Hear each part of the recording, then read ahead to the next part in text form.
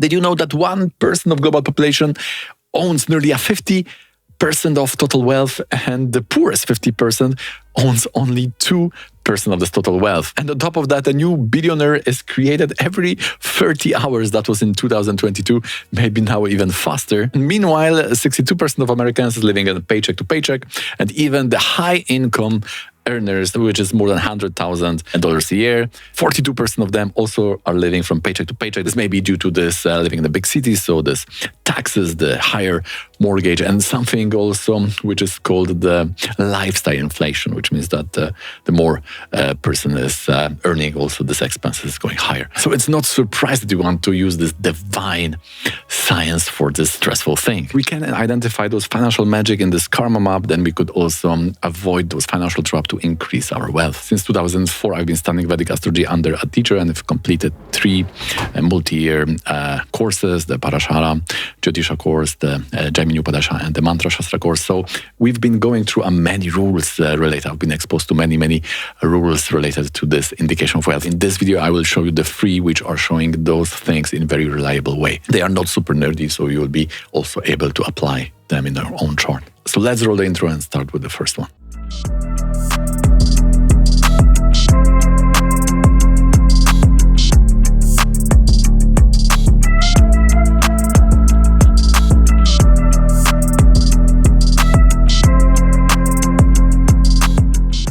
So let's start with the first rule, which will show the wealth level in Vedic astrology. Many people here would see the lordship level, like 11 lord or second lord. Then after seeing the failures not meeting the expectation, they would switch to maybe it's in Bhava chakra, maybe it's in the nakshatra lord, or maybe it's the dispositor. But if we are analyzing the wrong place, then it will not align with our real life examples. Imagine getting into the car, you have many buttons and many switches, and then you want to, for example, it's raining, you want to push some button, and then you don't know what's going on. You even don't know which category of buttons are related to this or that. So you can then panic and push every button there, but still you will be not able to see through the windshield. So wouldn't it be better to know which button is related to which function, or at least the category of this is related to, music, this is windshield, this is about the AC and so on. So we have to remember that the lordship is showing what we are doing with our efforts, what we want to do. But maybe it's not enough to determine the actual wealth level. Let's say you are living in the small village, you are exercising, practicing the acting and ballet, and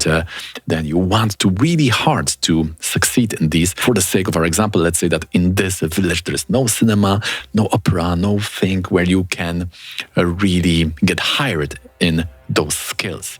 So it's not only what you want, but you need also to take into consideration how this blessing are distributed, in which places and in which time and so on. If the lordship is showing what we do, what do you think? What level of Vedic astrology is showing where the blessing is? So this will be the Naisargika Karaka. You guessed correctly. So we have 7 house, the attitude, 7 lord for interaction, and the A7, all the Arudhas of the 7th house will show how it really manifests from the sum of this attitude and interaction. But the blessing, how it is coming to our life, so how we meet the partners, how we meet where we can find our job and so on, will be the house from that specific karaka. Very interesting, because the karaka is showing the external blessing, how it comes to us externally, but then it is really experienced internally. So for example, you may have some official, this person will play the role of mother, which could be 4th house or 4th lord, but at the motherly emotion, that fulfillment, you can meet someone else. So that will be this big difference between these wires or the roles people play, but also what kind of substance is going through those wires, the fuel. This is the karaka. So in matters of wealth, I think that you agree with me that this will be quite important. Of course, those will be the most luckiest one who can align those roles of people, those formal responsibilities they have, with the satisfaction we get from those people, those objects in our life. But sometimes it's mixed. Therefore, we have these 2 levels, right? The lordship and the karaka. So if we start with the lordship to see if they will properly indicate the wealth, we have 2nd lord and 8th. So 2nd lord here is 8 is a dushna, it's a negative house. So for someone who will earn millions, we would expect some good benefits, exalted in a very nice house. So it's rather not this. If we take 11th lord, it's a Venus exalted. So we may say, yes, 11th Lord, right? So this is if you don't do enough examples, you can be happy with one. You will find something and you will just rest. No need to examine further. In Rupert Murdoch, very similar situation. 2nd Lord's weak, but 11th Lord is quite strong in the Navamsha. So we can see, yes, it is working. For Michael Bloomberg, exactly the same. 2nd Lord in 8 again, and 11th Lord is also very strong. Now the dream is shattered with the example of Betsy Bloomingdale, because here 11th Lord is debilitated, although with Mars, but debilitated in the 3rd house. We could expect something better. I guess that many of you will have better position of 11th Lord, but definitely you are not wealthier than Betsy. So we need to have some other methodology. Then we have a Johnny Knoxville, which is the actor known from Jackass, entertainment star, definitely, and also producer here, earning millions, right? I think it was like 50 millions as the current status. In his case, we have 11th Lord, Mars in the 12th. Therefore, we are using the statistics, the analytical type of astrology, to really see if this is going in this way. So now this makes you disappointed. Let us see how the other rule, the Karaka, is playing here, how this is indicating the level of wealth, and which Karaka to take, right? We have this Dana Karaka, Sun, Moon, and Jupiter, the one which is showing all the resources, and we take 4 or 10 from this Karaka. So for Cairns, 11 is also 4 from the Sun.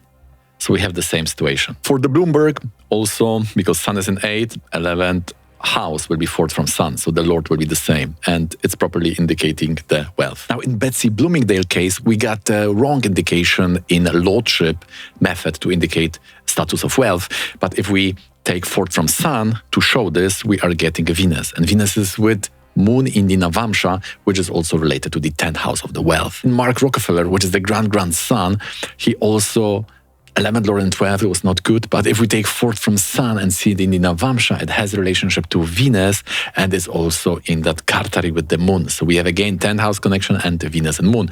By the way, the 4th house and Mars are very pronounced in Rashi and in the Navamsha, therefore it shows that it is coming from the properties. Also in the Johnny Knoxville example, the lordship was not really showing the wealth status correctly, but with the 4th from the Sun, we got also connection to Venus and to the 10th house in the Navamsha, Venus being in the own sign. So 4th from Sun is very strong in the Navamsha and it's related to the 10th house. So we have this confirmation that if it's strong in Rashi or in the Navamsha, then it is fulfilling the condition for all of these 6 examples. And so one can say, yes, but here you added Navamsha. And yes, this is what we are doing in the tradition. We should do that always in the Rashi and confirm with the Navamsha. And you don't need to rely on Bhava Chakra, Nakshatra, or dispositors for that. Just take the lordship in Rashi and in the Navamsha. The other things which I mentioned now, it will be all about the perception, and these are more in the lunar category, but the wealth is very tangible, a real thing. So the desire to acquire wealth may come from Rajas, Guna planets like Mercury and Venus, and especially Mercury for this type of Rajas, but when it comes to resources themselves, this will be the Sattva, interestingly, the Sun, Moon, and Jupiter. So we will see that they have those interesting twists here, right? The Sun can give Raja and Maharaja, the Jupiter is also Dana Karaka, but also is showing the Guru. So they may also go in those directions. But Dana Karakas are the Sun, Moon, and Jupiter. And for this measure, we will taking the 4th from the Sun. So identify where is your Sun, count 4 houses from that. You will get another sign, see the lot of that sign, and if it's placed in debilitation or exaltation or in Rashi or in the Navamsha, it must be in those extreme states. Then there is potential, at least from this 1 point, for extreme wealth. So now we got the big secret. We were looking for some lordship, right? In some charts it was 11, in some it was 4th, but it never was right if we took a bigger sample of examples. And that was because the reference point should not be the ascendant, but the planet, because we are measuring the blessing. Therefore, we know here that if we take the 4th from Sun, we have a good place to start. There may be some more advanced rule now to measure it, but that will be a good beginning. Before we move to the next step, I want to share with you that if you'd like to learn about the Udu Dasha, about the Audaika Dasha, which is a type of interpretation of the Vimshotri and the variation, especially the Mahadasha. Many people were asking for Mahadasha, and also about how to apply Narayana Dasha, and especially these 2 in the Varga charts. And then by knowing this, we can build all those stories which are going through the Rashi, through the main chart to the areas like career or spirituality, academics, children, the wealth, and so on. Whatever Varga we open, we will know what's going on if we apply those two dashas. So I highly recommend to check it out. If you're interested in that, then please see the link in the description. Okay, so moving on. We've learned one rule. What about the next one? Because one is not enough. We want to have more rules to exclude the possibilities and be more precise. All Vedic texts are mentioning the 11th house, and it's quite interesting house because it has the natural lordship of Rahu, because the natural 11th house is in Aquarius in the natural order of signs, but the inner karaka is Jupiter. The bhava karaka of 11th house is Jupiter. So we have those extreme opposites which are ruling the 11th house. So it means also that it can take us very high, but if we cross the grid there, then it may also punish and we will be back falling on the ground. And we know that some shlokas are comparing, for example, the Ashtaka Varga points in 10th and 11th to see if there's more work or more gain from it. We would like to have a big 11th house and small 10th house, or what is the comparison between the expenses and gains, 11 and 12. And the thing is that what we consider gain can vary, right? Depending on how much abstract is it, or how much tangible, or how big conceptual is it, or the essence, or how the thing is perceived or seen in the world. So maybe if we are interested in those tangible wealth, tangible gain, we need to specify at which kind of 11th house we are looking at. So what do you think that level can be? From which house we should see it? Would it be the Karaka, maybe Navamsha, or maybe the Arudha? Interestingly, the two Rishi Shastras, the Brihatparashara Hora Shastra and the Jaimini Upadesha, these are the most authoritative texts on Vedic astrology, and they are all saying about 11th house from Arudha lagna to indicate the gain. So we have shlokas which say 11th house default from Asna, and we have those which are saying 11th from Arudha lagna. So in those situations when we have two rules which are showing the same, probably it's a secret, and we got to get this nuance from some tradition, from some school, what is really the difference. So let's see the Betsy Bloomingdale and see how this point is referring the wealth indicator using the Vedic astrology. So 11th Lord is moon debilitated, aspected by Saturn, so it's not from ascendant. But if we see 11th from Arudha lagna, the same Mars in debilitation now is bringing the huge wealth. And that is the secret, that if we analyze 11th from Arudha lagna and it's related to the debilitated graha, it can grant us big wealth. Also the aspected by Atmakaraka, the Nietzsche debilitated. So same with the Johnny Knoxville. We had the 11th Lord in the 12th, which is not good. But let's see from Arudha lagna, Sun lordship, which is Atmakaraka, debilitated Saturn aspecting, and the beautiful Venus Moon yoga. Huge wealth from 11th from Arudha lagna. From 11th from lagna, not so much. So important rule with high repeatability in Vedic astrology is that social stamp the Arudha as the reference point and see the 11th house from this point. It's important because it's like our avatar in society, which is showing also, we could say, our cloud, as the teenagers say. And these points must be connected to the extremes, the king half, therefore that Makaraka, and the extremes, exalted and debilitation. To make that rule useful for you, you need to know where is your Arudha, and also you need to know the Rasi, because the exalted or debilitated planet must not be there, but the aspect is equally important. So you have to see from which signs the 11th house from Arudha lagna will be aspected in your chart. We have found two beautiful rules showing perfectly the wealth indicator using Vedic astrology, the 4th from Sun and the 11th from Arudha lagna. Do we have something more? Now this will be related to the something which we call ayana.